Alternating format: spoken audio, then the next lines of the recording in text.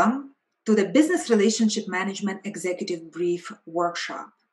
Thank you for joining us, and thank you for your interest in business relationship management. My name is Svetlana Sedenko, and I will introduce you now the company IT Chapter, which is hosting this workshop today. IT Chapter is a registered provider to Business Relationship Management Institute. IT Chapter was founded in the year 2003. And it has a headquarters in Montreal, Canada, with offices in Ottawa, Toronto, Quebec City, and Paris. We're delivering our training services worldwide in various time zones in English, French, and Spanish languages. IT Chapter offers a full spectrum of business relationship management training, which includes certification courses, BRMP and CBRM, as well as non-certification workshops. In addition to that, IT Chapter offers other certification courses. We have more than 16-hour portfolio. The last but not least to say about IT Chapter is that we are a certified women-owned organization. 65% of our employees, trainers, and consultants are women, which is a step towards gender equality in information and technology domain. Here you see the business relationship management knowledge path to success, all the knowledge offers of Business Relationship Management Institute, and IT Chapter is accredited to provide all of them. Our facilitator, Razvan Pirvu, whom I will introduce you shortly, will talk a little bit more in details about this knowledge path to success. I would just want to briefly introduce you the executive brief, where you are, and who are the intended audience for this workshop. Just by the name of it, Executive Brief, you probably already know that it's aimed for executives, business executives, and IT executives. And it's primary audience, but it would be also beneficial for anyone who is interested in the topic of business relationship management, who is concerned about the value optimization, business value optimization, and also who aim to gain a seat at the strategic table. And now I will introduce you our facilitator, Razvan Pirvu. He's certified business relationship manager, project management professional, and MBA. Razvan is a chief executive officer in IT organization Acron. He's leading business transformations in various leadership roles since more than 20 years. Razvan is a BRM, ITSM, and project management expert, trainer, and coach. And a little bit more about myself. I'm a co-founder of IT Chapter from its inception, 2003, and for the past 5 years, I'm a president of IT Chapter. I'm also a certified business relationship management professional, PMP, and hold master degree in information and technology administration. I'm specializing in business relationship management, IT service management, and I'm a lead trainer and practice lead of business relationship management in IT Chapter. Finally, I would like to say a couple of words about Business Relationship Management Institute itself. I would encourage you to explore business relationship management, what Business Relationship Management Institute has to offer. And go to their website, the link is here, and find out their wealth of information, their interactive body of knowledge, the research, the publications, everything what BRM Institute has to offer. You can become a member of BRM Institute. That's what we are also inviting you to explore if you are not yet. And now, without further delay, I would like to pass the microphone to Razvan, your facilitator. Enjoy your workshop. Welcome to our BRM Executive Brief. Let me walk you through the agenda, the topics we're going to be covering today. We'll talk a little bit about what's happening within the industry and the market as a whole that is warranting the increase in the popularity of the BRM capability of the BRM role in organizations. And then we will look at the main activities, the main things that the BRM you can expect the BRM to do or expect the BRM capability to address in your organization. The driving of value, and we look at the value management framework. The building of strategic partnerships, and we'll look to see how this is central to the BRM capability and how it supports the optimization of value. We look at the necessary evolution in culture, because like any other meaningful change, organizational change, the introduction of the BRM capability requires change in culture, and it has to be managed as such. And then we'll take a look at the BRM community and how you can leverage it either as an individual who are interested to becoming a BRM and using this methodology, or as an organization. So let's move on. We all remember in the past we were talking about alignment, specifically in IT, how you need to be aligned with the business. But this applies to any shared function, not only IT. Remember that the alignment was the goal, okay? But the age of alignment as a service provider is over. If you have to align with something, you're not part of it, and that's the main problem. We are now working towards convergence. That is the new goal, convergence. And what it means is that we've entered the customer-obsessed operating model. So let's take a look a little bit at what that means in more detail. These are some of the major market forces that, as I mentioned, warrant a mature BRM capability or a mature BRM role in your organization. Years ago, if you went to a store and had a bad experience, the only people who heard about it would be your family and friends. Now, obviously, this is no longer true. In a certain sense, you as a consumer have now more power than ever before. You can argue about whether this is a good thing or not, and there are surely some negative connotations of these trends, but you can definitely not ignore it. Second, mobile technology. Through mobile technology, customers now have more power over pricing and strategy and how you go to market than ever before. Now, think only about how marketing has been fundamentally transformed, I can say, over the past 10 years or so by both online and mobile. Every activity requiring customer interaction must take this into account. Third, cloud offerings. They are changing the game by getting rid of the data centers, and the choices that we have now in the cloud have never been bigger or better. One of the most important changes brought by cloud and SaaS, in my opinion, has been the democratization or demonetization, depending on whose perspective you take, of technical expertise. Think about it. It used to be that if you worked in IT, you were regarded as the expert and nobody questioned your advice. There was no option but to come to the IT experts when you need a new application or technology. Now, almost anyone with a credit card can purchase and enable access to applications on demand. You don't need to know almost anything about IT to introduce, for example, a new productivity tool in your team. Now, we take this for granted now, but it transformed when it came about. It transformed drastically the relationship between IT and the business. It empowered the business and allowed them to be more agile, more efficient, while at the same time it called into question the usefulness of IT functions into organizations. Or at the very least, it forced them into a soul-searching exercise, which can sometimes be very painful. Fourth, data. Data is being leveraged to drive value back to the consumer. Collecting and making sense of the data has become a key activity for many organizations, and many enterprises invest in it, sometimes even without a clear business case yet, just on the promise that it will eventually deliver some value somehow, sometime. Fifth, Internet of Things. Until recently, just a buzzword, but now it is more and more real each day, as more and more devices are connected.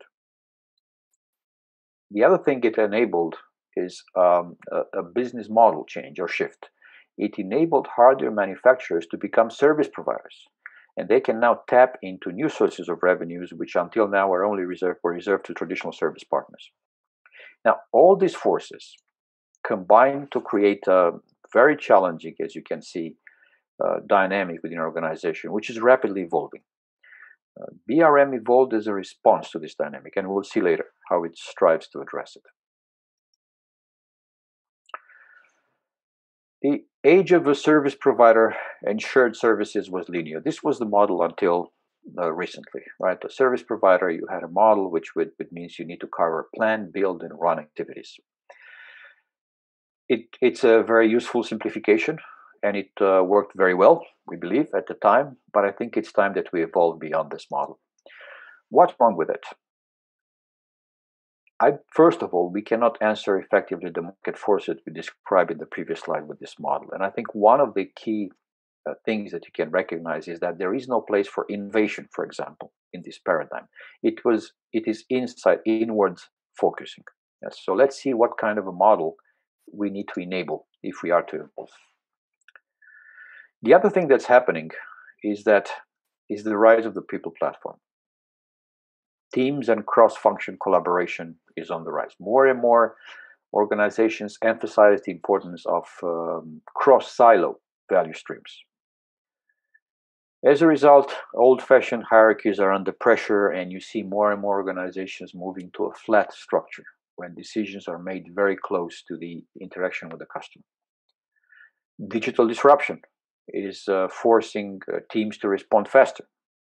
Speed in this context becomes more important, and there's little time for top-down planning to address market trends or opportunities. So traditional models of top-down planning are showing their limits. Team-based tools make it easier to collaborate anytime, anywhere. Now, of course, the sanitary crisis that we're going through right now has accelerated this trend. But it was here before. It's important to recognize it. It's just more visible now. We'll see how the BRM is playing a key role in addressing all these trends and market forces and in facilitating the new people-powered platform. But before going any further, let's define BRM. What is BRM? You can look at it from various perspectives. As a role, you can look at it as a role, first of all. Yes, you can have a role in your organization of a business relationship manager. You can think of them as a connector, an orchestrator, or a navigator. If you add to this specific tools, techniques, and methods, means you implemented the BRM discipline, which can or cannot be limited just to the BRM role. You can implement some of those methods and tools into other functions of your organization.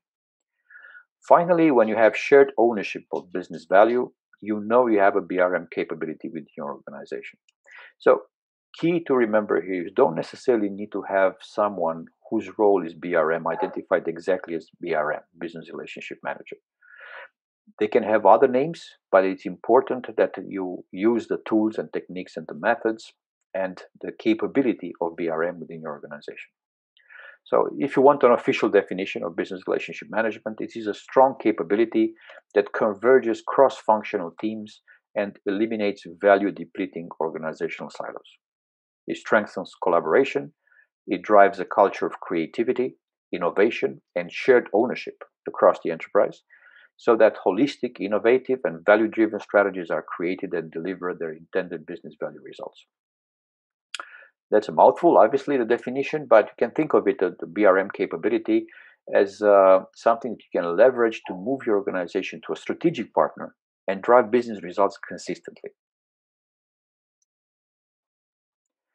Let's start looking a little closer now and what to expect from a BRM capability in your organization. What are the key activities that the BRM capability would be concerned with? First, the concept of value is central to BRM. So let's explore it a little bit further. What can you expect to be the focus areas of the BRM? First, the BRM will seek proactive involvement in your organization strategy. Regardless of how you build or manage your strategy, if your strategy process is implemented top-down, bottom-up, or a variation of this, the BRM will seek a place at the table and will need a place at the table to be effective.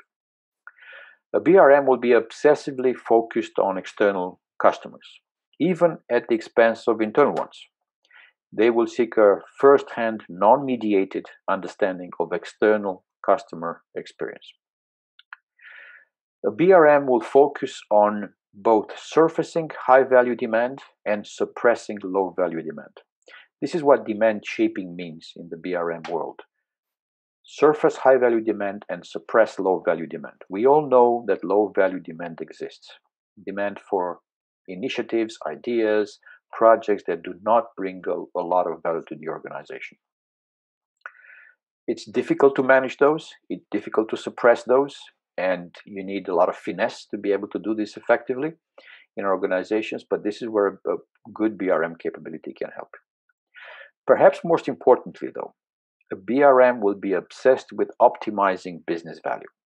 This is one of the core benefits of a strong BRM capability and is the ultimate litmus test for its success. Another way to look at the BRM is to think of BRM as an organizational conscious of both realized business value and of innovation. So let's take a look at what would BRM as an organizational conscious of realized business value mean. Well, think about it. The executive leadership team sets a direction, they set or approve strategy depending on how you do this in your organization, and then they lead the business units and functions that the organization needs to fulfill its mission and reach its goals. Line managers focus on operations. They take care daily to confirm that executive direction is followed and the goals are achieved. Workers follow management guidance consistent with executive leadership direction. So who ensures this business value is realized and captured throughout all this? Typically, while the CFO, the Chief Financial Officer, is concerned with budgets, cash management, and treasury functions, often they feel they are the only ones keeping score. This leaves an important gap, which can be filled by a qualified BRM partnering with the CFO potentially, and or the financial teams. So what would a BRM do to act as the organizational conscious of realized business value? What are typical activities? They will make sure that investments enable business unit and enterprise priorities. They will shape demand, which we discussed earlier, by surfacing and stimulating high-value ideas while simultaneously deflecting low-value ones. They will ensure on-time solution and program delivery, as well as speedy capturing of business value. They will drive strategy, ideation, and business case development. They would navigate the idea to value capture journey through value management and governance processes, and we'll discuss the value management and governance processes in a moment. They will ensure that the business value is realized, but not only realized, but also recognized and optimized. They will advocate for standardization of systems and processes on a global scale. Okay? Now, what would the BRM as an organizational conscious of innovation means? Now, creativity is everywhere within an organization. It can be and can lead to business innovation. While it can be stifled in a highly regimented culture in which risk is discouraged, it can also be stimulated in a culture where informed, calculated risk is supported. Now, creativity can also be enhanced through organizational focusing and amplification, in which BRMs can serve as its mechanism. So this is what it would mean for them to be organizational conscious of innovation. So what are some activities that would make the BRM the organizational conscious of innovation? They would make increased innovation an explicit strategic intent. The BRMs would create and or open up innovation labs and design centers, or at least would facilitate that or will promote for this to happen in the organization. They would make it a habit to ask, how might we do this differently? They would bake discovery, innovation, and strategic intent into target portfolio allocation. They would strengthen innovation around key strategic initiatives, so embed innovation into key strategic initiatives. They would assess and improve the innovation friendliness of your governance models. They will strengthen your business transition management or organizational change management competency. They could bring social scientists to the table, such as cultural and social anthropologists, ethnographers, etc. They would foster Web 2.0 approaches for specific business outcomes, like, for example, community-based input, interaction, content sharing, collaboration, and so on. They will move innovation enablement to the cloud. They would establish the focus program for social media education and accreditation. They could encourage wikis and discussion boards in order to connect, share, and publish innovation. Okay, so this is another way of looking at the BRM as an organizational conscious for realized business value and for innovation. In this way, they fill an important gap in many organizations. We talked about value management before. And one of the greatest indicators of BRM success is being able to articulate the value coming out of relationships. But a true BRM capability will go beyond this. They will introduce and maintain an obsession with value throughout the organization. Now, how do we define value, first of all? Value can be defined in a traditional sense as tangible or monetary value. But most of us know that there can be intangible components of value as well, and managing those can bring many benefits to the organization. So, what does value management mean? The value framework, which is on this slide, summarizes the main activities involved in the management of value. As you seek to transform your organization from its current state, from the current business operation, to your future business operations, you move from value discovery, which means idea generation, identification of opportunities, and so on, to the discipline of value realization. Here, the BRM introduces the value plan, which is a key tool, giving the traditional build, test, implement activities a measuring stick.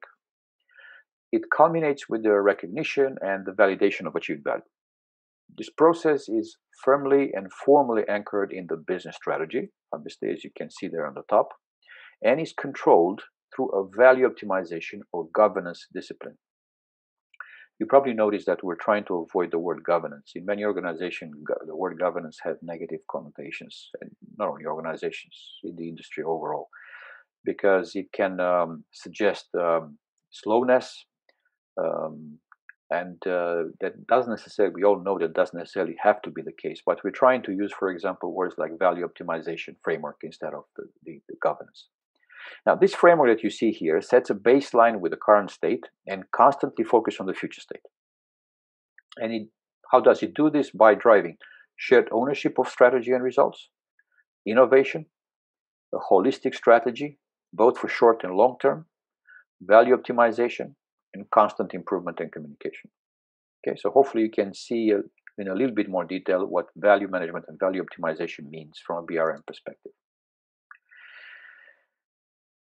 Another way of looking at it is most organizations cannot define their valuability or move beyond the sporadic phase. If you saw the value management framework earlier, you might think, how is this implemented in my organization? Most organizations, in my opinion, are at the level where value is sporadic. Some initiatives, some projects deliver value, but not all of them. Some organizations manage to move up this chain, this maturity journey to the point where value is definable, achievable, or maybe potentially even optimized.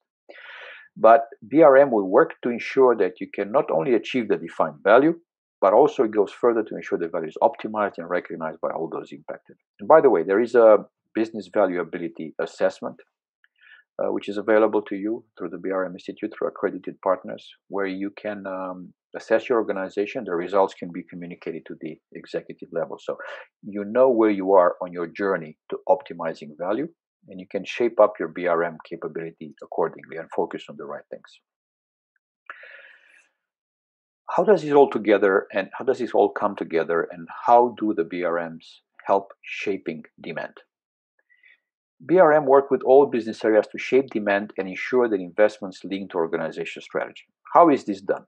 By keeping it simple, making it easy for people to understand what it takes to get something done and what are the criteria for prioritizing or investing in a project or initiatives. BRM used these three areas that you see described here to fill the investment funnel with the ideas that drive real prioritized value. So you don't overcomplicate the project, and that way you know why you're doing it. So the three main areas are in any organization. Does this project or initiative bring additional revenue? Does this bring bottom line savings? Or does it help us mitigate or reduce the risks present in the organization. Of course, some organizations, depending on their organization strategy, can add other criteria, like, for example, of intangible value, for example, like social impact to this, right? But the key point here is that the shaping of the demand needs to use a simple model, 3 to 4 criteria for prioritizing and investments in projects and initiatives. An example here is the approach for ideation. So, what is the journey from strategy to idea to value recognition? And this is what a BRM would do to make sure that this is happening effectively. You start by introducing an approach for ideation, and many organizations have this. They have an ideation process where you track every idea that come from the team, and then you have to define at each step who is involved in the ideation approach. And that's why you have the swim lanes in there.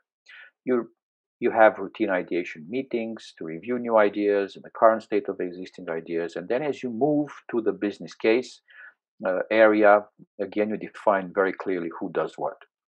The status of ideas has to be routinely communicated, ideally through a platform specific for this to facilitate the partnering model in the ideation.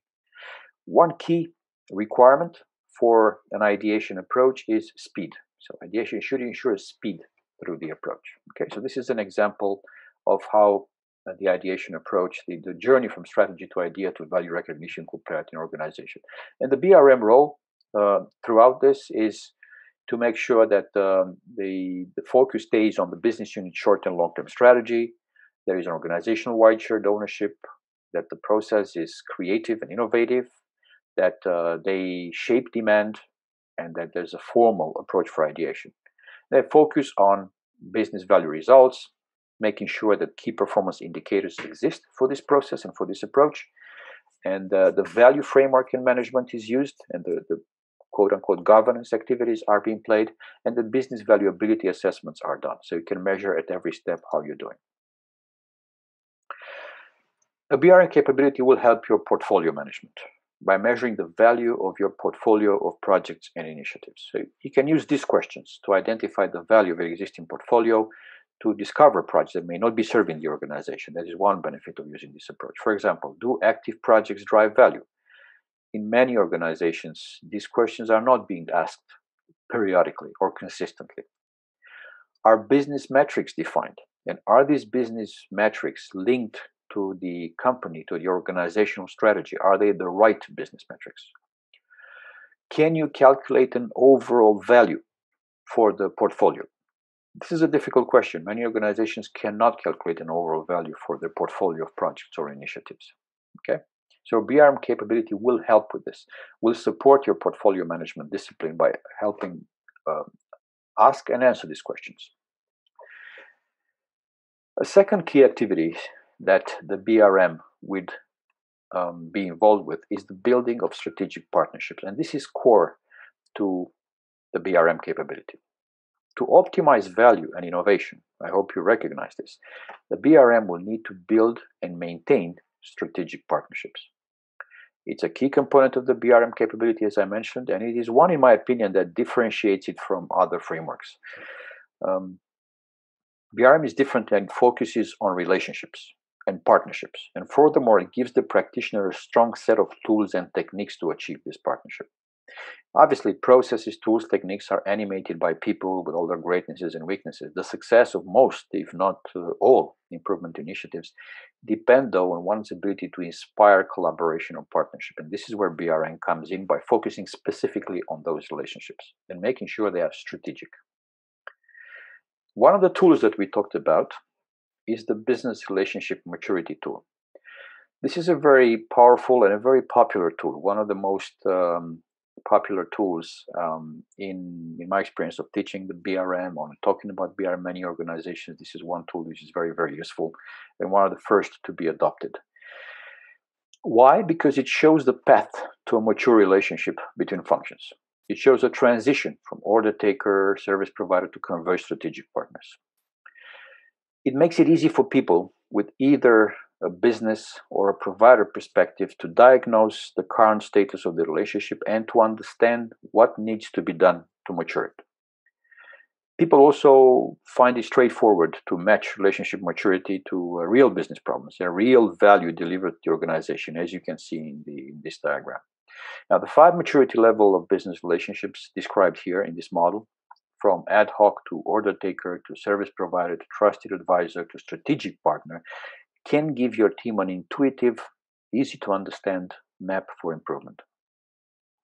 By the way, there's also an executive level assessment available to you that shows both the maturity of the functions across the organization as well as the value coming out of the relationship. So again, you can have a baseline of where you're starting from and you can measure the improvement brought by a potential BRM capability.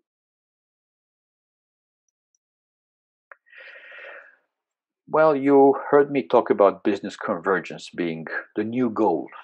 Remember, we talked about rather than focusing on alignment, we should focus on business convergence. What does it mean?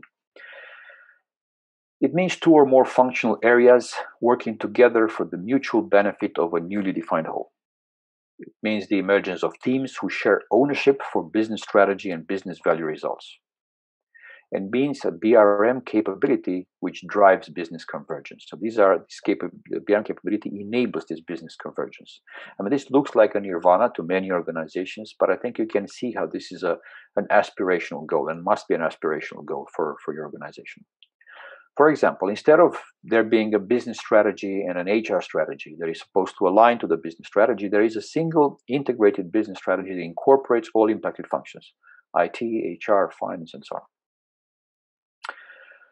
Obviously, as opposed to alignment fails as it leaves you trailing behind. Convergence provides strategic growth by fostering shared ownership. Okay, hopefully it makes sense. Hopefully you see the difference between alignment and business convergence. The other thing that a BRM needs to be involved with is the evolution of culture. Now, to achieve strategic partnering, which we described previously, in many organizations there is a need for a change in culture. We all know that this is what makes most meaningful transformations difficult, and this is where many transformational efforts fail, by failing to recognize that there is a need for a cultural change in organization. So it's only natural that the BRM needs to be involved in the evolution of organizational culture if it is to be successful. Cultural change starts with language change. This might look a little bit counterintuitive, but it is a very important one, I believe. The way to make lasting changes to behaviors and habits starts with how we talk about what we are doing. The language that we use represents how we feel about something. And also they generate feelings in others. Feelings represent our values, so our language in the end reflects our values. So when you change your language, you can change behaviors in yourself and ultimately in those around you. Using antiquated language can actually be a deterrent on your path to optimize business value, to transforming your organization, and to a strong BRM capability. So you see on this slide a few examples. These are just examples. Obviously, there are many others. But for example, instead of service, use business capability. Instead of service provider, use strategic partner. Instead of customer, which implies a subservient relationship, use peer or partner. Instead of alignment, use convergence. And we talked about this at length already. Instead of cost, use value, right? And we showed how the concept of value is way more encompassing than pure tangible cost. Instead of accountability, use shared ownership. Instead of the business, use business. Instead of benefits, use recognized value. And instead of liaison, use peer partner. As I said, this might look trivial, it might look simple, but it's the simple changes that enable the required transformation or the organizational change needed for the BRM capability to be successful. So be careful at the language being used. Manage it actively. Now, what is the executive's role in enabling BRM? By now, you're probably thinking that what you're describing here as a BRM is really what I thought my job was as an executive. And you're probably right. Executives are, to some extent, BRMs. And remember, we said that BRM capability is not only about the introduction of a new BRM role. Um, you don't necessarily need to have a specific BRM role in your organization or a title like this, but it's the implementation of the BRM tools, methods, and techniques that make a BRM capability successful.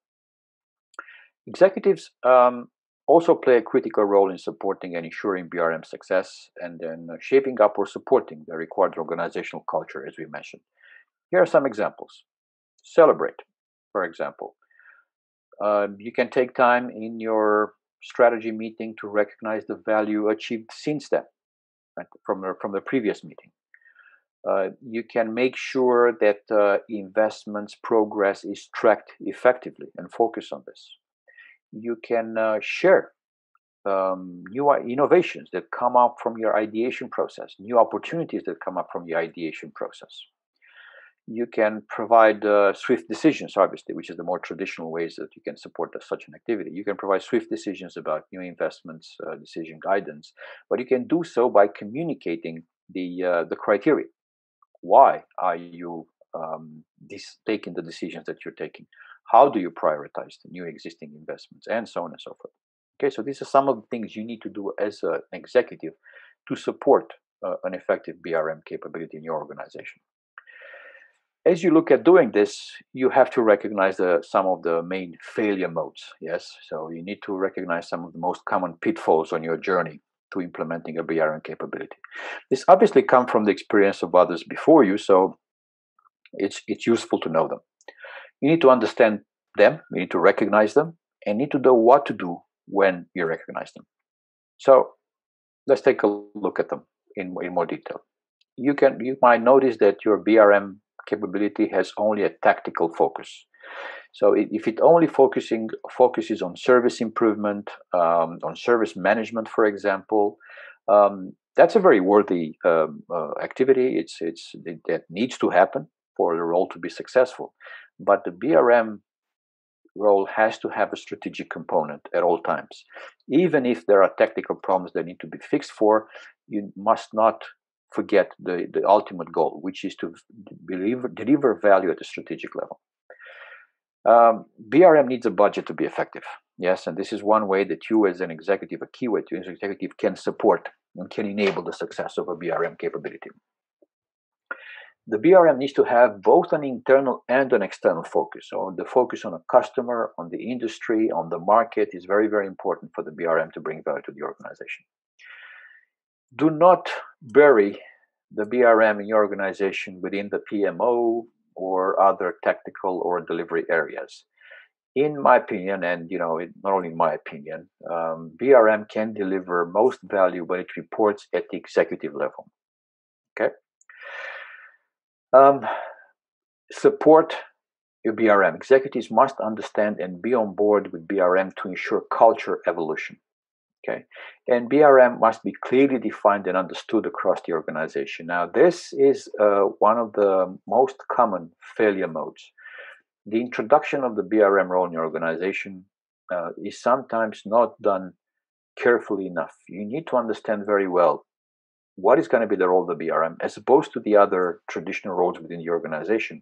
And very importantly, how the BRM function or role or capability will interact with those traditional roles like business analysts, project managers, PMO functions, architects, and so on and so forth. This is, as I mentioned, one of the key failure modes of any BRM initiatives. So take the time to describe the role and make sure that everybody understands it and is communicated properly and understood and accepted.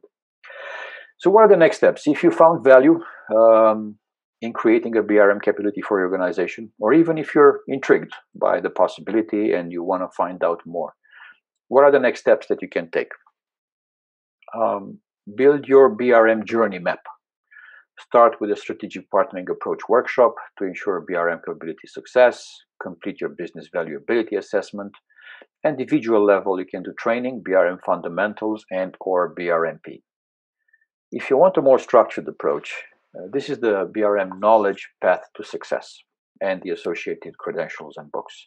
It's a defined curriculum structure for a BRM to follow. It's broken down into 4 separate knowledge paths. Introduction, certification, application, all feeding into the results path. This is very important. We'll talk about it in a second. The introduction series is comprised of an executive brief, which is what we're doing now, and the one-day BRM fundamentals workshop. The certification series is comprised of 2 certification courses taught by accredited training organizations. And these are the Business Relationship Management Professional and Certified Business Relationship Manager, or CBRM.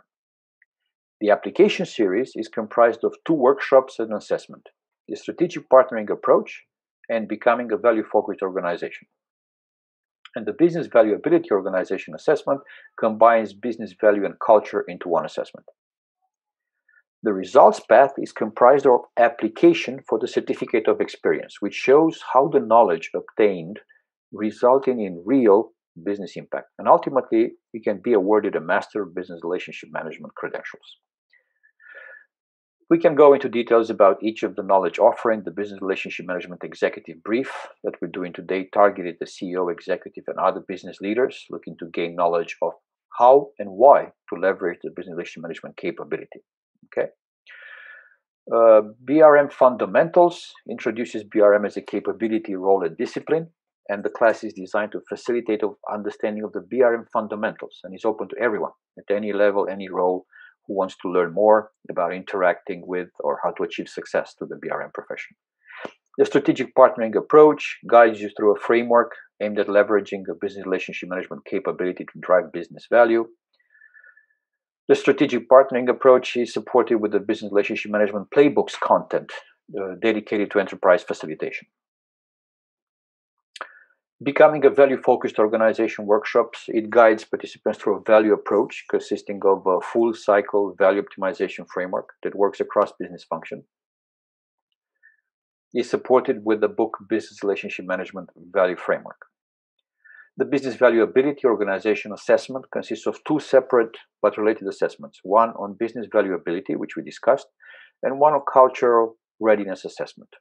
Okay. So here you can find more details. You can find more details on the BRM Institute website as well. But this can be a very useful knowledge path to success on your journey to BRM, to a mature BRM capabilities. So I hope you found this interesting. I hope you saw how you can lead your organization into this brave new world and ensure that value is optimized. What can you do as an executive? You must give the BRMs the position, the budget, and the clout they need to be able to be successful. Understand and know that your organization must evolve and that the change is not trivial, and that it must be supported through a cultural change effort, a structured cultural change effort, and understand and leverage the market forces that warrant and that require a strong and mature BRM capability. Leaving you here with this the picture of at how you can define organization business valuability, which we described before, and how you can get from sporadic to optimized. And as I mentioned before, we can help you define it, and there are tools at your disposal that can show you where you are on your journey at this point. Thank you for your time. I believe it's now time to go to the questions.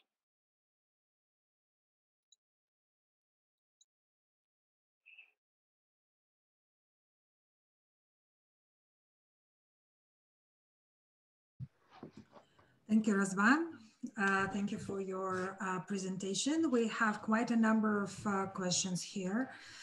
To answer the first one is, actually we have several people asking whether these slides will be available. We uploaded the slides on the slide share. If you look for my name, Svetlana Serenka, slide share, you will find the presentation. And also we will send the link to all their workshop participants along with the recording. We will complete the recording today, later on today, and you will receive the link to the recording, 2 links actually, to the recording and to the presentation. Well, our next question here is from Gilbert. How much is mature the market to understand the value and the need for the BRM position? This role seems to be quite complex, having knowledge on IT, finance, business, and how we can have a single person to give the value.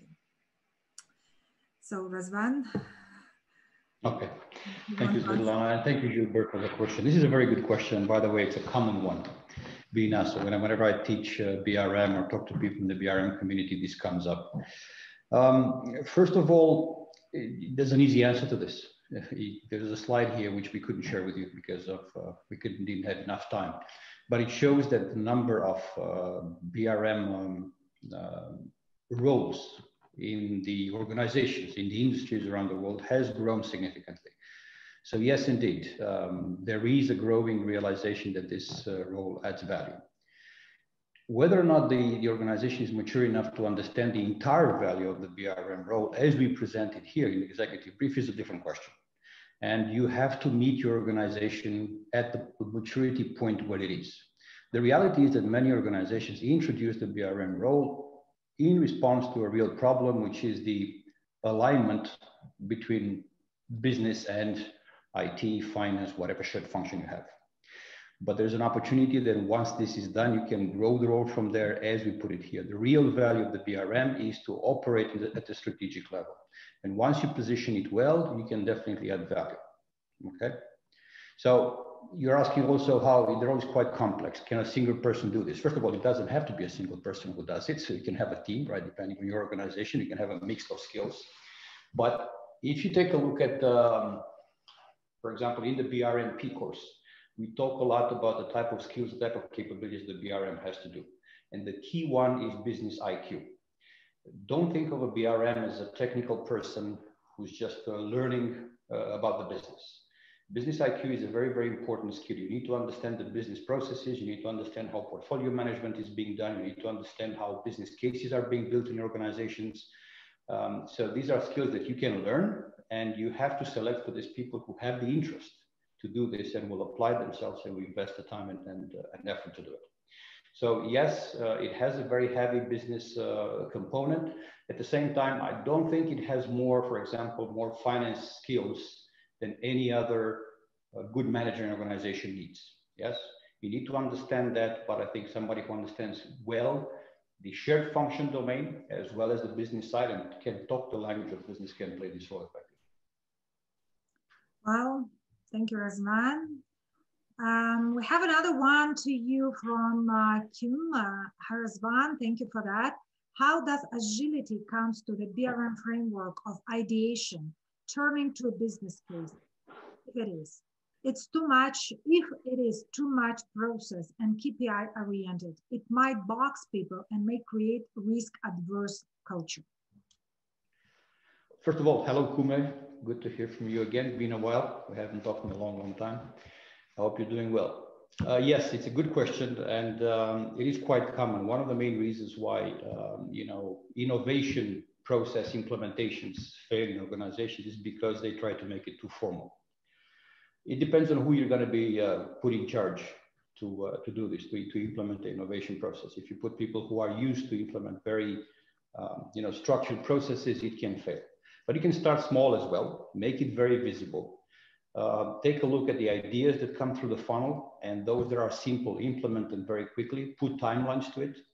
If you want a more structured approach, there are methodologies you can take a look at, like design thinking, like lean startup, which I really recommend, which if you haven't experienced already, which do exactly this. They show you how to stay agile, but still put some structure into the ideation or innovation process in the organization. I hope that helped.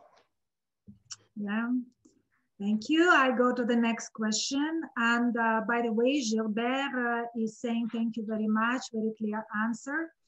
So, well, a question from Jenny. You mentioned the BRM maturity assessment that could be found on BRM Institute. Can you share the URL? Yes, well, Jenny, you would have to be a member of BRM Institute to get the access to the full assessment. But if you contact me, I can send you just a diagram, which is approved for the distribution for non-members. And then you will take it from there. But by all means, we are advising all BRMs to become members of BRM Institute. And if you are a member already, I would be able to give you the link. Just contact me. I think we are now in LinkedIn, having connected recently. So, well, you can contact me this way. So the next question here is from John. How do you handle a leadership team that thinks that they are already BRMing when they are not in line with these principles, even though we have a designated team named BRM? I would pass this question to Razvan because I know that he has a vast experience in that leading BRM team by himself in his past positions. So do you want to take it, Razvan? Thank you, Svetlana, and thank you, John, for the question. I would start in identifying first of all, I would verify that what you're saying there is that they think they're BRMing when they are not in line with these principles is an opinion shared by the entire organization or by significant other parts of the organization. Let's put it this way, right? And it's not just your opinion, John. Yeah, I think this would be my advice to you personally first. But second, assuming that's true, what I would do there is I would go back to, first of all, the reasons why the BRM is happening or the BRM team has been put in place. What are the main drivers for that? And are they being met? And second, I would take a look at the role of the BRM, the clarity of the role of the BRM. If your question seems to indicate that the role of the BRM is not very clear within the organization. If you take a look at the BRM methodology, one area that we're covering a lot in the BRMP course, for example, is it's very, very important to define the role and to have clarity around the role of the BRM, because that's going to prevent you from adding value. So I would start there. So revalidate the reasons why the BRM methodology, let's say, was put in place. And second, clarify the role of the BRM, or if you see that the leadership team believes they're doing it already, challenge them on that. What is the BRM doing exactly? What is their role? What is their role in relation to the other traditional roles in the organization, like project managers or PMO, like business analysts, like architects, and so on and so forth. And you can start a very valuable conversation there. Well, thank you. We have still some time. We have some other questions here. How fast the value of business relationship management can be measured? Well, we are often, I will take this one if you don't mind, Razvan. So we are often asked these questions. So how fast we get ROI, return on investment, or how we can measure the value. The BRM is an investment for organization. We invest in people, well, in their salary at the end, right, in efforts and time. And to measure the value, first of all, we need to define what is the value, which comes back to the objectives and what comes back to the drivers. What was the driver of implementing and deploying their BRM team, and what were objectives meant to be achieved? What was the value which meant to be consumed by organization? And when we understand that, we need to plan for that, when and how we will measure the value, where the intervention is. And if we will realize the value as we decide to measure it by the timelines. So if the value is on return on investment, or if the value is in reducing the number of the canceled project, or the value is in improving the speed to market and improve the competitiveness of our business in the outside space. So that would be the value which have to be measured, and we have to have a plan for that. Coming back to the value framework, we need to set up the value framework, and we need to have a plan how to measure the value. So, well, the next one is here. What are the methods of defining the valuability of organization? Razvan, that would be to you. And I think we already talked about the fact that there is an assessment that you can take. I think I mentioned it in the presentation already. There's an assessment that you can take. We can share that with you separately, after this presentation. You can see it on the BRM Institute's website as well. You can find more details about it, about what it's doing and how it's measuring that and what you would be getting as an executive team from such an assessment. Thank you. So there's another question about the value. You mentioned about the value framework and how it is related to the organizational structure. Is it responsibility of BRMs? No, sorry, that was a facetious answer. First of all, you heard me say in this presentation that I think one of the things that differentiate BRM from other methodologies is that they don't give you recipes which are good for any type of organization, any type of environment. They give you a set of tools and methods which you can use, but you have to use finesse, you have to use your own expertise to be able to assess the environment where you apply them.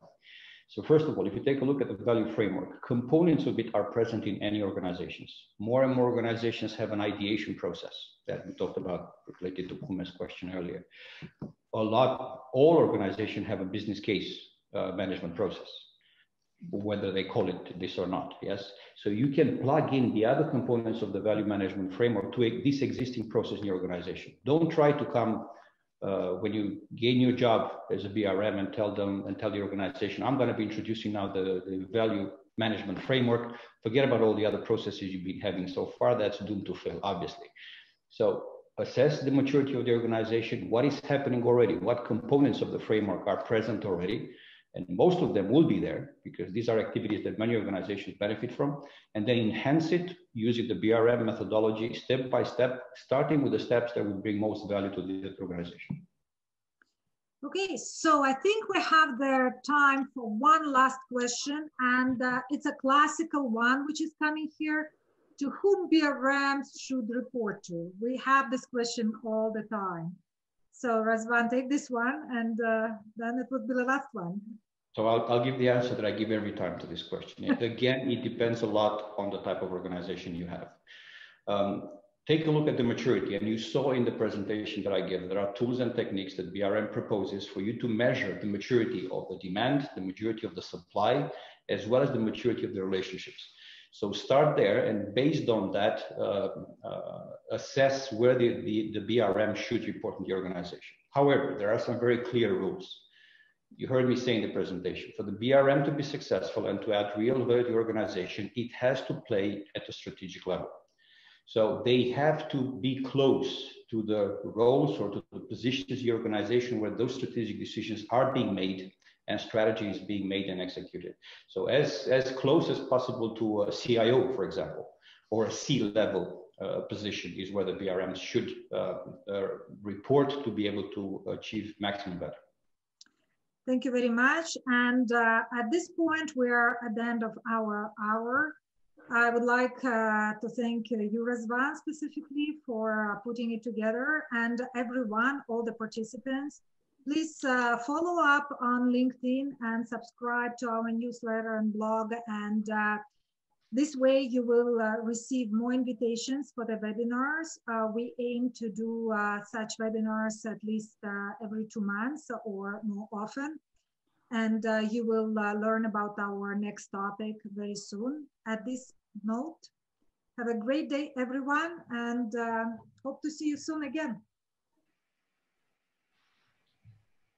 Bye-bye. Bye, everyone.